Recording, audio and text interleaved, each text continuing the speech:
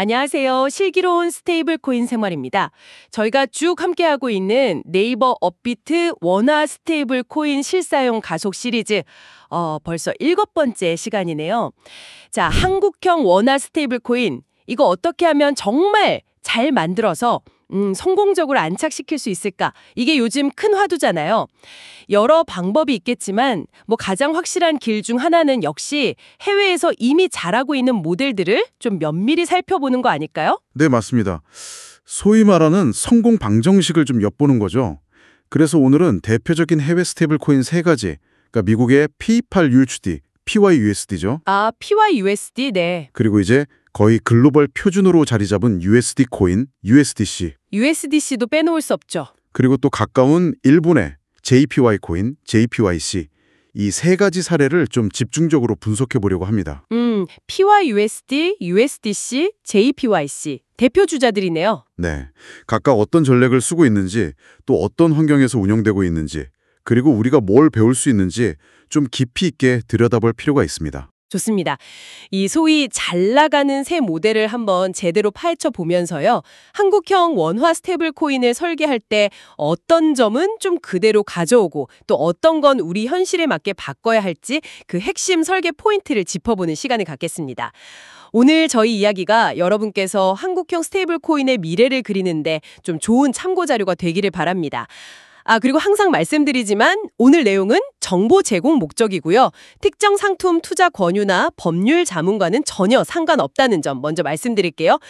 자, 그럼 먼저 큰 그림부터 한번 그려보죠. 이 해외 사례들을 쭉 관통하는 성공적인 스테이블 코인의 핵심 조건이랄까요? 뭔가 성공 DNA 같은 공통분모 뭐가 있을까요? 크게 3가지 핵심 요소를 꼽을 수 있을 것 같습니다. 첫 번째는 두말할 필요 없이 준비금의 투명성입니다. 투명성, 역시 그게 제일 먼저 나오는군요. 네, 스테이블 코인의 가치는 결국 이걸 뒷받침하는 준비금에서 나오는 거잖아요. 사용자들이 이 코인 정말 1:1 가치를 유지하고 있구나 하고 믿으려면 준비금이 어떤 자산으로 구성돼 있고 또 어떻게 관리되는지를 아주 명확하게 정기적으로 공개해야 합니다. 그렇죠. 그냥 믿어주세요. 할 순 없으니까요. 맞습니다. 여기서 중요한 건 그냥 우리끼리 이렇게 하고 있어요가 아니라 외부의 독립적인 기관을 통해서 그 내용을 검증받는 거, 소위 확증, 영어로는 어테스테이션이라고 하죠. 이 절차를 거치는 게 중요합니다. 이게 신뢰의 기본 바탕이 되는 거죠. 외부 기관의 검증, 확증 중요하네요. 두 번째는 뭔가요? 두 번째 성공 요인은 결제 경험, 그러니까 UX입니다. 사용자 경험. 네, 아무리 안정성이 뛰어나고 투명성이 높아도 쓰기 불편하면 사람들이 안 쓰게 되잖아요. 맞아요. 저도 복잡한 건 딱 질색이라서요. 그렇죠. 사람들이 이미 익숙하게 쓰는 간편 결제나 신용카드처럼 아니면 그보다 더 쉽고 편리하게 쓸 수 있어야 해요. 페이팔의 PYUSD처럼 그냥 기존 서비스 안에서 자연스럽게 녹아가는 네이티브 UX라고 하죠. 네이티브 UX요? 네, 별도 앱을 또 켜거나 복잡한 절차 없이 그냥 쓰던 화면에서 바로 결제가 딱 끝나는 경험, 이런 게 중요하고요. 때로는 리워드 같은 추가적인 혜택으로 사용 동기를 높이는 전략도 괜찮을 수 있습니다. 편의성에 더해서 약간의 당근도 필요하다.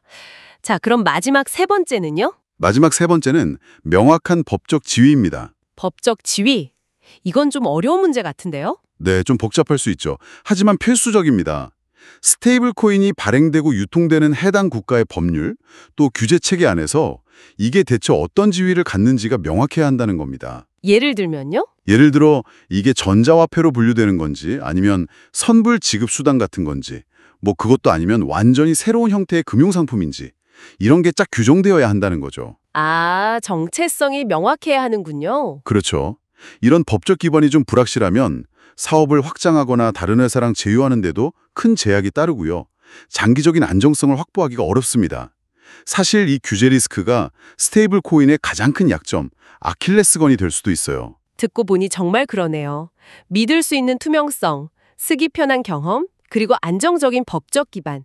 이 3가지가 딱 맞아떨어져야 성공적인 스테이블 코인이 나오고 또 널리 쓸 수 있다. 이런 말씀이시군요. 네, 정확합니다. 이 3박자가 중요합니다. 그리고 한국형 원화 스테이블 코인을 만든다. 그러면 최소한 이 3가지는 그냥 기본값으로 딱 설정해야 한다고 봅니다. 첫째는요, 사용자가 원하면 언제든 자기가 가진 스테이블 코인을 1대1 비율의 원화 현금으로 상환받을 수 있는 명확하고 접근하기 쉬운 상환 창구. 이게 반드시 보장되어야 합니다. 언제든 현금으로 바꿀 수 있다. 이거 정말 중요하죠. 신뢰의 문제니까요. 맞습니다. 둘째는 한국 시장의 특수성을 고려해야 하는데요. 한국은 유독 가맹점 환경이 복잡하고 요구사항이 많아요. 아, 맞아요. 뭐 부분 취소도 해야 하고 환불도 복잡하고. 네, 바로 그거죠. 단순 결제뿐 아니라 그런 부분 취소 또 여러 건을 한 번에 모아서 환불하는 복잡한 시나리오까지 매끄럽게 처리할 수 있는 가맹망 UX 및 정산 시스템, 이걸 잘 구현해야 합니다. 한국 맞춤형 시스템이 필요하겠군요. 그렇죠. 마지막으로 투명성 확보를 위해서 매월 준비금의 상세 현황을 담은 월별 리저블 리포트, 이걸 정기적으로 발행하고 누구나 쉽게 볼 수 있도록 공개하는 것, 이걸 운영의 기본 원칙으로 삼아야 합니다. 언제든 가능한 현금 상환 보장, 한국 실정에 딱 맞는 가맹점 시스템 연동, 그리고 매월 투명하게 공개되는 리저브 리포트. 이 세 가지가 한국형 스테이블 코인의 뼈대가 되어야 한다. 이 말씀이시네요. 네, 그렇습니다. 기본 중에 기본이라고 할 수 있겠죠? 좋습니다. 그럼 이제부터 본격적으로 PYUSD, USDC, JPYC 이 세 모델을 구체적으로 한번 비교 분석해 보겠습니다. 우선 발행 주체와 법적 지위부터 살펴볼까요? 누가 만들고 어떤 법적 근거 위에서 운영되고 있는지 이게 궁금합니다. 네. 먼저 PYUSD는요. 글로벌 결제 기업인 페이팔하고 손을 잡은 팍소스 트러스트라는 회사가 발행합니다. 아, 팍소스 들어봤어요. 네. 여기가 뉴욕 금융감독청, NYDFS라고 하죠. 거기 규제를 받는 신탁회사예요. 신탁 회사가 발행하는 거군요. 그렇죠. 그리고 이미 매월 준비금 내역을 담은 리저브 리포트를 공개하고 있고요. 거기다가 2025년 2월부터는 KPMG 같은 글로벌 회계법인을 통해서 미국 공인회계사협회 AICPA 기준에 따른 외부 확증 보고서까지 제공할 예정이라고 밝혔습니다. 오, 외부 검증까지 점점 강화되는군요. 네, 현재는 페이팔하고 그 자회사인 벤모 앱 안에서만 그러니까 이제 비교적 좀 닫힌 생태계 내에서 구매, 보관, 결제, 외부 전송 기능을 지원하면서 점진적으로 확장하는 전략을 쓰고 있습니다. 페이팔 생태계 안에서 먼저 시작하는 거네요. 그럼 USDC는 어떤가요? USDC는 서클이라는 회사가 발행하는데요. 여기는 투명성 면에서 거의 업계 표준을 만들려고 하는 것 같아요. 아, 그런가요? 네, 이미 월 단위로 딜로이트 같은 빅4 회계법인으로부터 AICPA 기준의 보증, 어테스테이션을 받고 있고요. 이걸 넘어서 주간 단위로도 준비금 현황을 요약해서 공개해요. 주간 단위요? 와, 정말 자주 하네요. 그렇죠. 공식 웹사이트에는 상세한 리저브 리포트 원본 PDF를 누구나 다운받을 수 있게 정기적으로 딱 올려놓고요. 여기서 더 나아가서 현재 유통 중인 USDC 총량하고 이걸 뒷받침하는 준비금 현황을 거의 실시간으로 보여주는 대시보드까지 운영하고 있습니다. 실시간 대시보드요? 대단한데요. 네, 또 다른 특징은 이더리움, 솔라나 같은 여러 블록체인, 멀티체인을 지원하면서 특정 플랫폼에 묶이지 않고 전 세계적으로 아주 광범위하게 유통된다는 점입니다. 좀 개방형 생태계를 지향하는 거죠. USDC는 확실히 개방성이 높군요. 마지막으로 JPYC는요? 일본 사례는 좀 어떨지 궁금한데요. JPYC는 지금 아주 흥미로운 전환점에 서 있습니다. 전환점이요? 네. 과거에는 일본 자금결제법상의 선불식 지급수단 규제하에서 운영됐어요. 이게 엄밀히 말하면 1:1 현금 상환이 보장되지 않는 상품권이나 충전식 카드랑 비슷한 성격이었거든요. 아, 우리가 생각하는 스테이블 코인이랑은 좀 달랐군요. 그렇죠. 근데 JPYC 발행사가 2025년에 자금이동업 라이센스를 취득해서 엔화랑 1:1 가치가 연동되고 현금 상환도 가능한 우리가 보통 생각하는 그런 스테이블 코인 모델로 전환을 준비 중입니다. 오, 그럼 진짜 스테이블 코인으로 바뀌는 거네요? 네. 즉, 일본의 지급결제 서비스법이라는 좀 더 명확한 법적 틀 안으로 들어가려는 시도를 하고 있는 겁니다. 이건 규제 변화에 맞춰서 모델을 업그레이드하는 사례라고 볼 수 있겠죠. 발행 주체도 다르고 법적 기반이나 상태도 꽤 차이가 있네요. 특히 JPYC가 규제 변화에 맞춰 진화 중이라는 점이 상당히 인상 깊습니다. 앞서 성공 요인으로 준비금 투명성을 가장 먼저 꼽으셨는데 이 새 모델은 구체적으로 어떻게 준비금을 관리하고 그 내용을 사용자들한테 공개하고 있나요? 내 코인 안전하다 이런 믿음을 어떻게 주고 있는지 그 장치들이 궁금해요. 네, 이 투명성 확보 방식에도 각자의 철학이랑 전략이 좀 담겨 있습니다. PYUSD 같은 경우는 매월 발행하는 리저브 리포트를 통해서 준비금으로 예치된 자산이 구체적으로 뭘로 구성되어 있는지, 예를 들어 미국 달러 현금성 자산이 얼마고 만기가 짧은 미국 국채 T빌스가 얼마인지 이런 걸 공개합니다. 구체적인 구성 내역을 보여주는군요. 네. 그리고 아까 말씀드린 것처럼 곧 KPMG 같은 외부 회계법인의 확증 보고서도 함께 공개할 예정이고요. 이 정보들은 페이팔 웹사이트 안에 투명성 페이지를 만들어서 사용자들이 쉽게 찾아볼 수 있게 제공할 계획이라고 합니다. 페이팔은 웹사이트에서 집중적으로 보여줄 계획이군요. USDC는 아까 투명성 끝판왕이라고 하셨는데 더 자세히 설명해 주시죠. USDC는 현재로서는 정말 투명성 면에서 가장 높은 기준을 제시하고 있다고 평가받아요. 단순히 월별 외부 보증을 받는 걸 넘어서 주간 단위로 준비금 구성 내역을 요약 공개하고 연간 단위로는 더 깊이 있는 감사, 오딧 수준의 검증도 받는 걸로 알려져 있습니다. 보증이랑 감사는 다른 건가요? 네, 좀 다릅니다. 보증은 특정 시점의 정보가 기준에 맞는지 확인하는 것에 좀 가깝다면 감사는 재무제표 전체의 신뢰성에 대해서 종합적인 의견을 내는 좀 더 높은 수준의 검증이라고 보시면 됩니다. 아하, 감사가 더 깊이 들어가는 거군요. 그렇죠. USDC는 상세 리저브 리포트 원문 PDF를 정기적으로 공개하는 건 물론이고 S&P 같은 글로벌 신용평가 기관으로부터 준비금 포트폴리오의 안정성에 대한 평가 보고서를 받아서 공개하기도 했어요. 신용평가 기관 보고서까지요? 네, 이 정도면 거의 우리는 숨길 게 전혀 없다는 메시지를 아주 강력하게 전달하는 셈이죠. 정말 자신감의 표현이네요. JPYC는 어떤가요? 거긴 아직 전원 중이라고 하셨는데. JPYC의 경우는 아직 그 새로운 라이선스 기반의 정식 스테이블 코인 모델이 나오기 전이라서 구체적인 공시 방식은 좀 더 지켜봐야 합니다. 아, 아직은 확정된 게 아니군요. 네, 다만 기존의 선불식 지급수단 모델 운영할 때도 일본 금융청, FSA 가이드라인에 따라서 이용자한테 받은 자금, 그러니까 선수금은 발행사의 고유 자산이랑 분리해서 은행에 예치하거나 공탁하는 방식으로 안전하게 보관하고 보호해야 하는 의무가 있었어요. 기존에도 어느 정도 보호 장치는 있었군요. 그렇죠. 새로운 자금 이동업 라이선스 하에서는 이것보다 더 강화된 이용자 자산 보호나 공시 요건이 적용될 걸로 예상됩니다. 예를 들어서 준비금 구성 내역이나 외부 검증 결과를 어떻게 또 얼마나 자주 공개할지가 관건이 될 겁니다. 자, 그럼 다음 요소인 사용자 경험, UX 측면으로 넘어가 볼게요. 결국 사람들이 스테이블 코인을 돈처럼 자연스럽게 쓰려면 편의성이 진짜 중요할 텐데요. 각 모델은 어떤 방식으로 사용자 경험을 설계하고 또 어떻게 유통 채널을 확보하고 있나요? 여기서도 각자의 강점을 활용한 전략 차이가 좀 드러납니다. PYUSD는 페이팔하고 벤모라는 이미 수억 명이 쓰는 강력한 플랫폼을 최대한 활용하는 전략이죠. 아, 그 앱 사용자를 그대로 활용하는 거군요. 네. 사용자들이 별도 앱을 설치하거나 새로운 사용법을 배울 필요 없이 그냥 기존에 쓰던 페이팔이나 벤모에 반해서 물건값 치를 때 체크아웃, 다른 암호화폐나 법정화폐로 바꿀 때 자산 전환, 친구한테 돈 보낼 때 P2P 송금, 이럴 때 자연스럽게 PYUSD를 하나의 옵션으로 접하고 사용하게 만드는 거죠. 소위 말하는 심리스한 경험이네요. 끊김없는 경험. 맞습니다. 그걸 추구하는 거죠. 특히 2025년 여름부터는 PYUSD 보유자한테 리워드를 지급할 계획이라고 밝혔는데 이건 단순 결제 수단을 넘어서 보유 자체의 매력을 높여서 사용을 촉진하려는 그런 인센티브 전략으로 보입니다. 리워드까지 준다니 좀 솔깃한데요. USDC는 어떤가요? 거긴 개방형이라고 하셨죠? 네, USDC는 특정 플랫폼에 갇히지 않는 개방형 생태계 전략을 씁니다. 전 세계 거의 모든 주요 암호화폐 거래소에서 쉽게 거래할 수 있고요.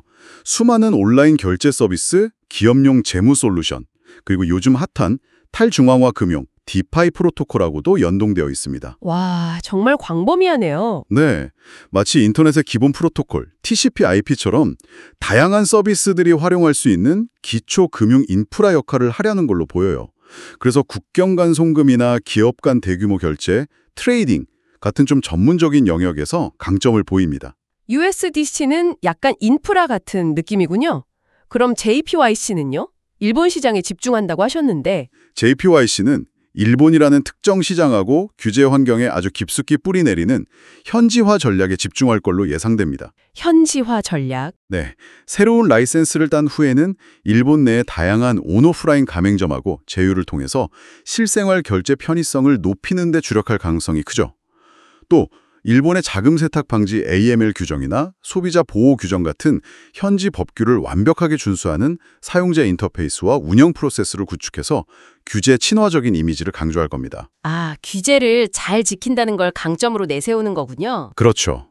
이게 일본 내 사용자나 기업들이 안심하고 JPYC를 쓰게 만드는 중요한 요인이 될 수 있습니다. 페이팔의 플랫폼 기반 인앱 경험, USDC의 개방형 인프라 구축, JPYC의 철저한 현지화 및 규제 준수, 각자 핵심 역량과 목표 시장에 맞춰서 다른 길을 가고 있군요.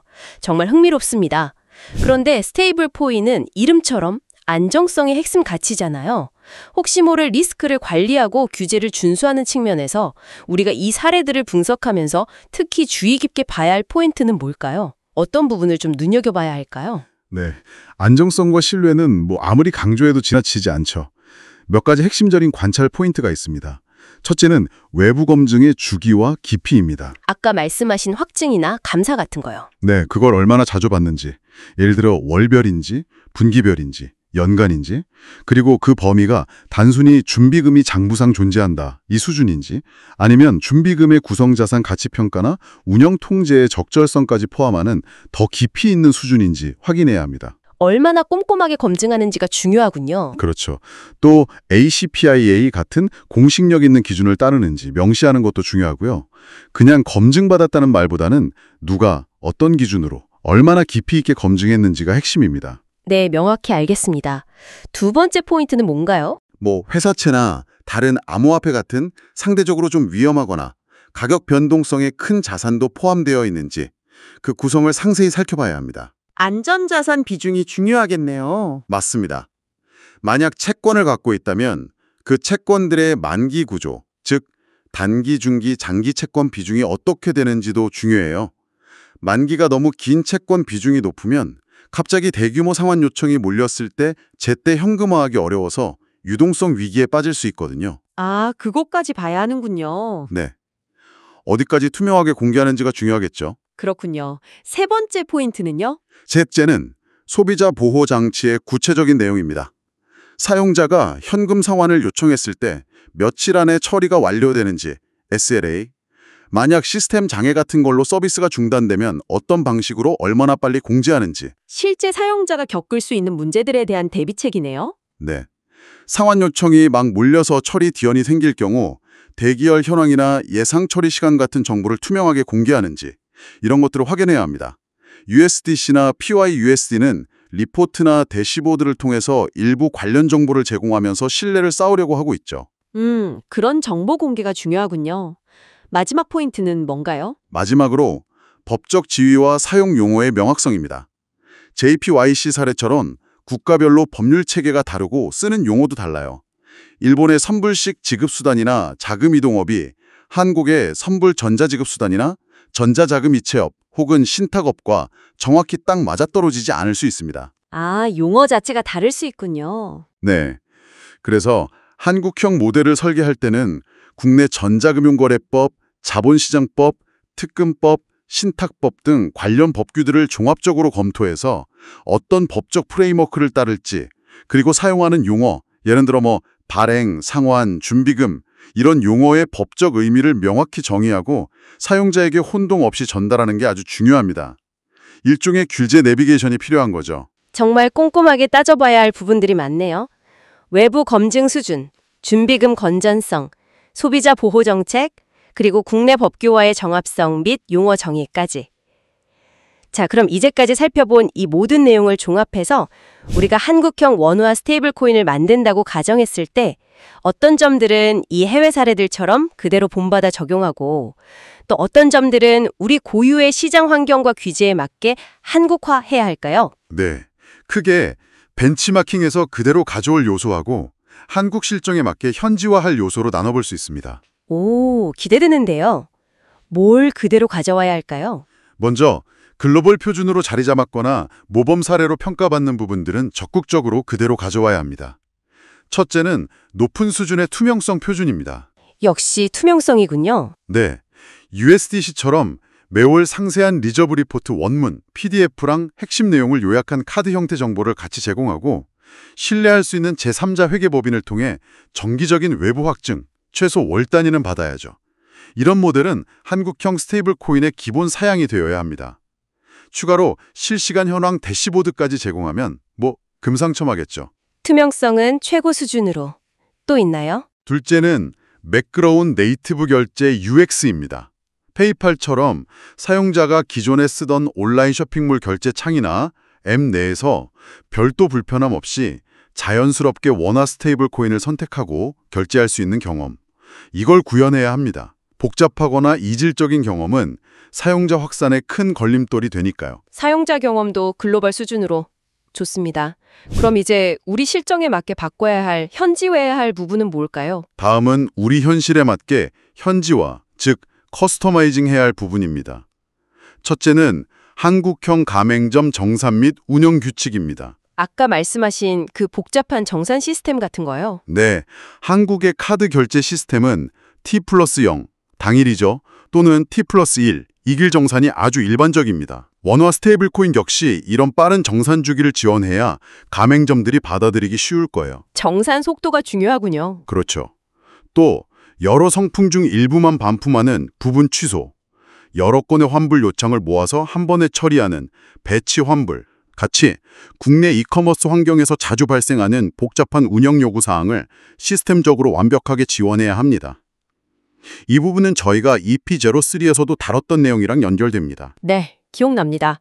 두 번째 현지화 포인트는 뭔가요? 둘째는 국내 금융 규제 환경 준수입니다. 자본시장법, 외국환 거래법, 특정금융정보법, AML/CFT 관련 등 국내 금융 관련 법규랑 가이드라인을 철저히 준수하도록 시스템을 설계해야 합니다. 규제 준수는 기본이죠. 네, 예를 들어서 2회일 이체 한도 설정, 비실명 거래 제한, 의심 거래 보고 STR 시스템 연동, 그리고 특정 위험고가 사용자의 접근을 원천 차단하는 지오펜싱 규칙 같은 걸 국내 기준에 맞춰서 정교하게 구현하고 계속 관리해야 합니다. 이것도 EP05, EP06에서 저희가 논의했던 내용들이죠. 네, 규제 관련 내용도 다뤘었죠. 마지막 현지화 포인트는요? 셋째는 명확한 국내법상 지위 및 라벨링입니다. 앞서 말씀드린 것처럼 한국의 전자금융거래법, 신탁법 등 관련 법령 체계 하에서 이 원화 스테이블 코인이 어떤 법적 성격을 갖는지, 예를 들어 선불전자지급수단인지, 신탁수익증권인지, 전자화폐인지 등을 명확히 정의하고 그에 따른 라이센스 요건이나 규제 의무를 충실히 이행해야 합니다. 법적 정체성을 확실히 하고 가야 한다. 네. 그리고 이 법적 지위를 사용자에게도 혼동 없이 명확하게 알려야 하고요. 알겠습니다.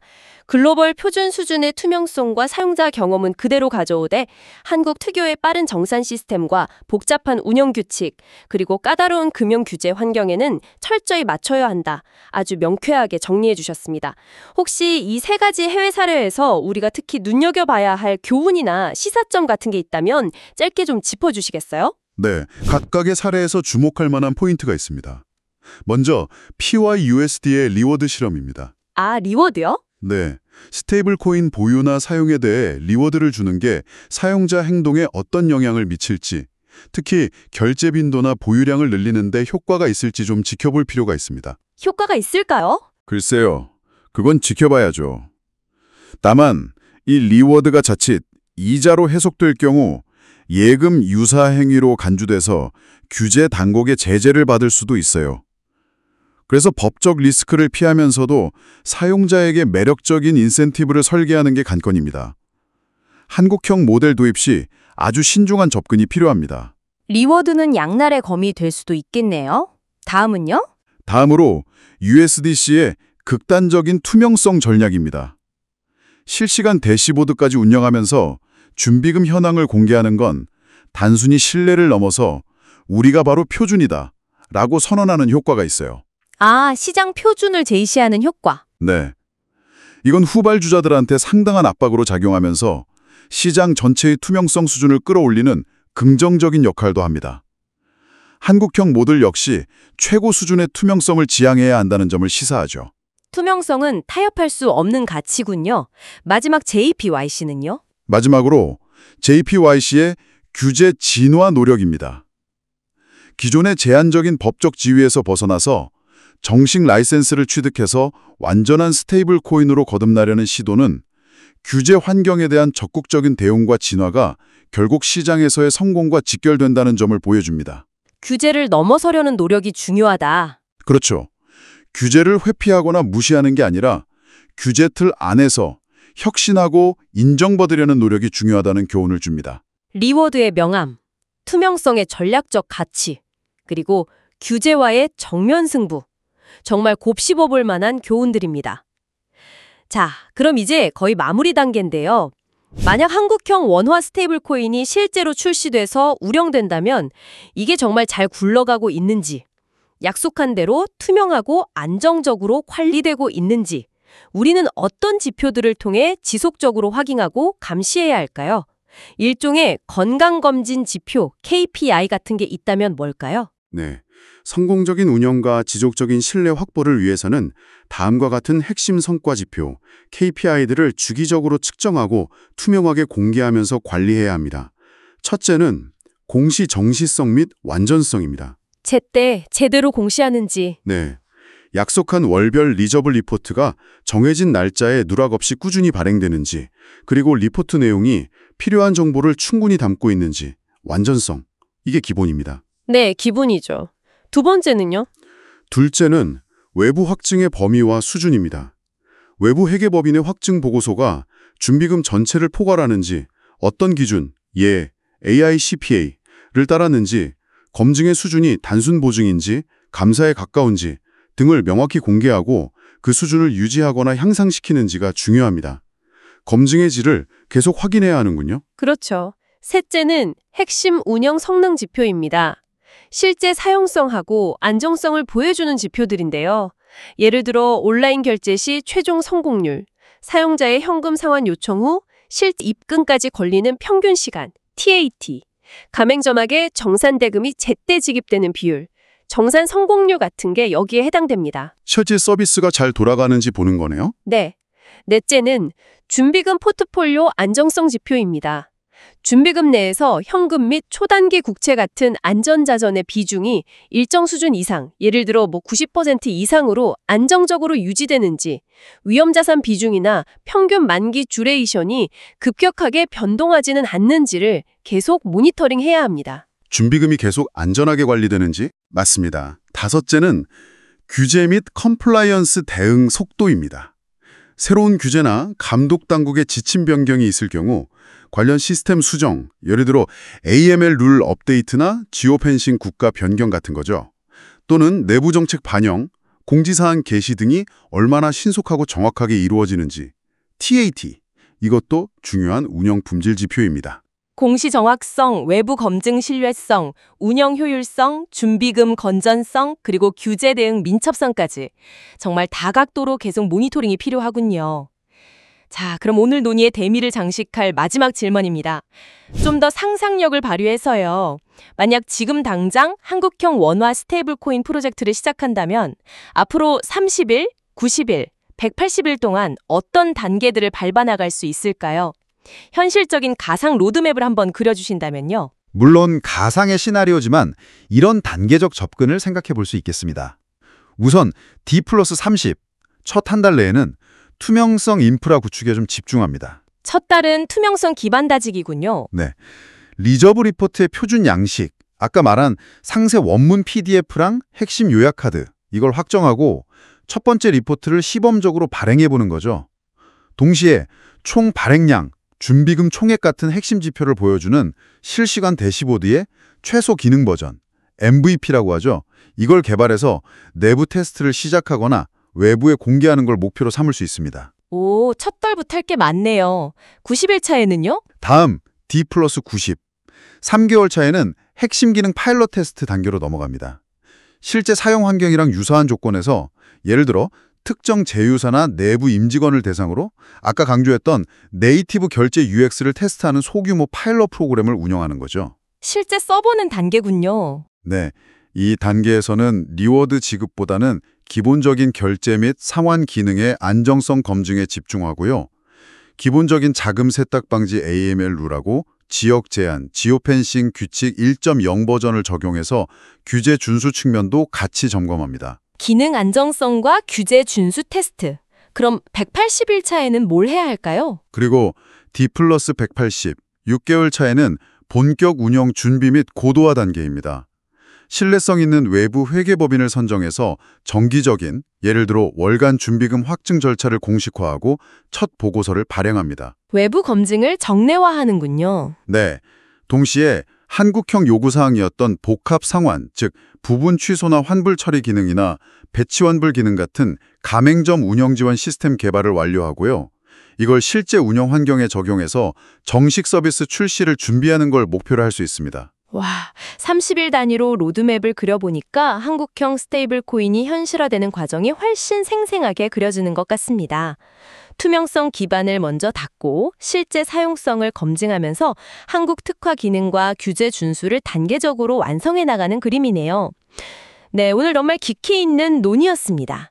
PYUSD, USDC, JPYC라는 해외 주요 사례들을 통해서 한국형 원화 스테이블 코인 설계 시 고려해야 할 핵심 요소들을 정말 다각도로 짚어볼 수 있었네요. 오늘 긴 이야기를 한 문장으로 압축한다면 투명성은 USDC처럼 최고 수준으로, 사용자 경험은 페이팔처럼 매끄럽게, 그리고 규제 준수는 JPYC 사례처럼 철저히 현지화하여 3박자를 갖춰야 한다. 이렇게 요약할 수 있겠습니다. 이야, 핵심만 딱 뽑아주셨네요. 이 세 가지 축이 균형을 이룰 때 비로소 한국 시장에서 성공하는 원화 스테이블 코인이 나올 수 있을 겁니다.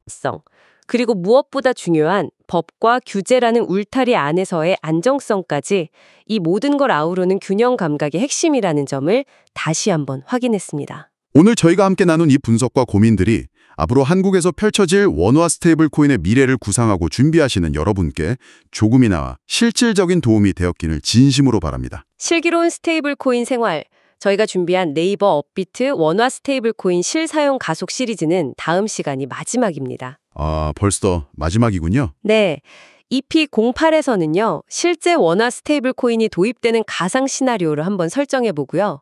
사용자, 가맹점, 은행, 핀테크 기업, 그리고 정보 감속 당국까지 각 플레이어들이 어떤 역할과 과제를 안게 될지 구체적인 액션 아이템 중심으로 전력적인 논의를 펼쳐볼 예정이니까 다음 시간도 꼭 함께해 주시기 바랍니다. 네, 마지막 편도 기대하겠습니다. 오늘 긴 시간 집중해 주셔서 감사합니다. 다음 주에 더욱 유익하고 흥미로운 이야기로 돌아오겠습니다. 구독과 알림 설정 잊지 않으셨죠? 감사합니다.